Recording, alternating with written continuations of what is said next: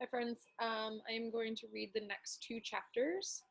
I was just looking at the end of our last chapter, and Mrs. Cook is saying to try honey, meaning don't be calling Isabel names and everything. Be nice to her. And Mrs. Cook thinks that it's not about escaping. She thinks it's just that Curzon has a crush on Isabel, but she might have a point, even though she doesn't know it, that Curzon needs to try to be super nice to Isabel to get her, to convince her to run away with him and not Gideon. So we'll see.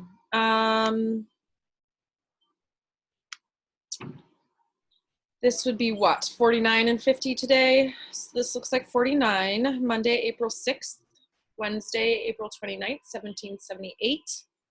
And this is from Dr. Buchan, Domestic Medicine, published 1785. Melancholy will force the blood into the brain and produce all the symptoms of madness. It may likewise proceed from the use of aliment that is hard of digestion, or which cannot be easily assimilated, from a callous state of the indeguments of the brain, or dryness of the brain itself, to all which we may add gloomy or mistaken notions of religion.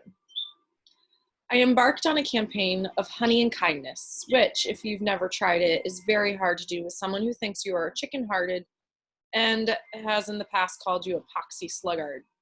It is especially hard if every day you are plagued with fear about what might happen next. I had no chance to further talk with Ebenezer. A white soldier named Timothy Hubbard, who hailed from the General Green's hometown, became both wagon driver and errand runner for the inhabitants of Moor Hall. Timothy also led the horses when the gentleman inspected troops or visited headquarters. I was every bit as caged as the kitchen parrot. The business of the army moved at a faster pace than ever. New recruits arrived daily and needed huts, food, and weapons.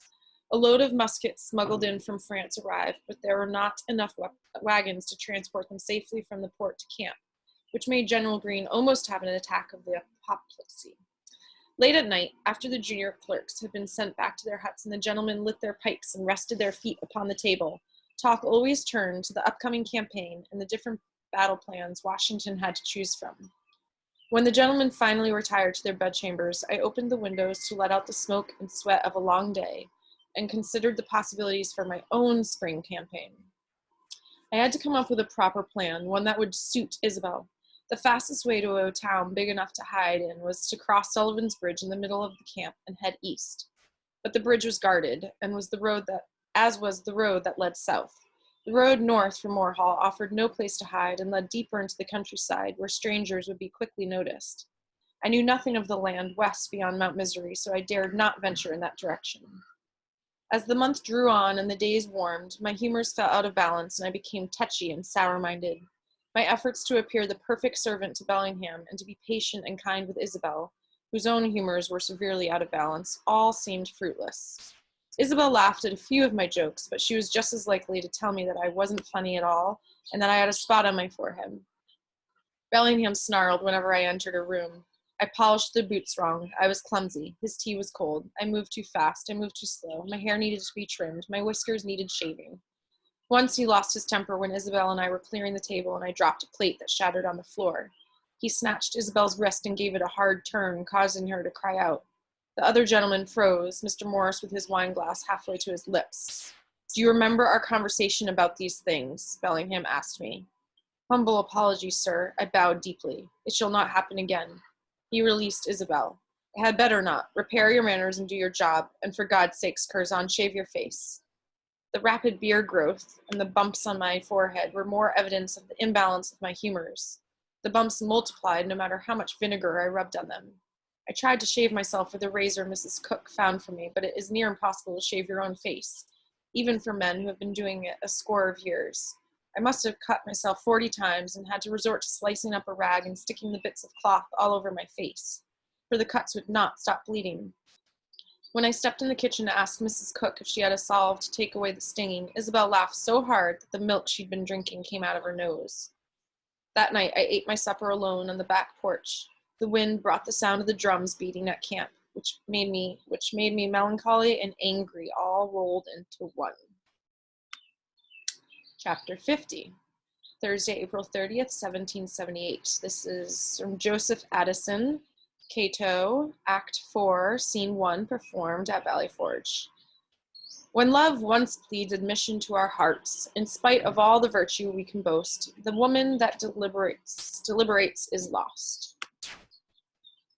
Bellingham and General Greene and the congressmen rode off to headquarters that morning, led by Timothy Hubbard. I was left behind to clean the barn. Shoveling horse manure smelled worse than the waiting on gentlemen, to be sure, but it was worth being free of Bellingham's sly gaze and the endless recounting of the numbers of tent poles, shot pouches, and water buckets the army required. I hung my coat from a peg, rolled up my sleeves, and surveyed the barn. Benny Edwards had told us a story about a fellow named Hercules who moved an entire river to clean out a stable that had 100 years of muck in it. I did not know how to move a river, so I set to the task with a wheelbarrow and a large shovel. I shoveled horse manure, pushed the barrow to the dung heap, and returned for more over and over again. My progress was observed by a pair of swallows busy building a nest from bits of straw and long strands of horsehair. I tried to imitate their whistle, but failed. Instead, I sang quietly, for my voice was known to make dogs howl. By midday, I felt more like myself than I had in months. Mrs. Cook teased me about the smell when I went in for dinner, but she gave me 3 helpings of dumplings and gravy. By dusk, I was too tired to give any thought to Isabel or our plight. My hands were so sore I could barely move my fingers, and my back so stiff I walked like an old man as I returned the barrow to the shed. But the job was done. Each stall was laid with fresh straw, and the center of the barn swept clean. Sure hope the horses appreciate this, I said to the nesting swallows. They did not reply. I hung up the broom and headed for the well. I was halfway there when I noticed Isabel talking to someone standing next to a horse in the shadows just beyond the east wall of Moore Hall, away from open windows and curious cooks. Gideon was back. I walked faster, the pains in my arms and back forgotten. He was standing much too close to her. "What are you doing?" I asked as I approached them. Isabel stepped away from Gideon, startled. The import of the scent hit me. Gideon was dressed like a country boy, not a congressman's manservant. The horse's saddle was poorly made, and the harness was old rope, not leather. Canvas saddlebags hung heavily behind the saddle. "He's running." "Begone," I said. Gideon shifted nervously from foot to foot. "I've come to speak with Isabel, not you." Isabel had gathered the edge of her apron in her hand and was worrying it with her thumb. Her eyes darted this way and that, her entire form tense as a cat preparing to bounce. "Go inside, country," I said. "Would you enslave her too?" Gideon asked. "Stay if you wish, Isabel." "Leave her alone, you lying frog. She's made her decision," Gideon said. "What decision?" "I'm leaving tonight," Isabel whispered. The barn swallows swooped past, not paying any mind to the 3 of us huddled together. "Tonight?" my voice cracked. "Why tonight?" "A fortuitous circumstance arose," Gideon said. "My master sent me here from York with letters for the general staff and a note to Congressman Morris, stating that I had recovered and was to again serve at Moore Hall. I burned it. I've been preparing for months, waiting for the right moment. It's here." "Come with us," Isabel said to me. "He can't," Gideon said. "It will ruin everything." Isabel frowned. "Don't trust him," I said. "She can, and she should trust me," Gideon said. "I have friends who will keep us safe. I know a blacksmith who will remove that collar." I was sorely tempted to punch him in the nose, but if I did, Isabel could be gone forever. I needed to attack his flank. "She says you've agreed to find Ruth. Are you going to head for Charleston along the coast or go over the mountains?" Gideon hesitated. "Neither. We cannot head there right away." "Because you have no intention of going there, ever." I tapped the side of my head with my finger.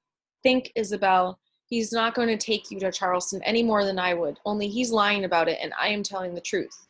Do you really think the folks in Carolina are going to let you walk in, grab Ruth if she's alive, if she's there, and then allow you to steal her away from them?" Isabel lifted her chin. "Gideon knows people who will help us." "Balderdash, he knows how to twist your mind." "You're a jealous boy," Gideon said.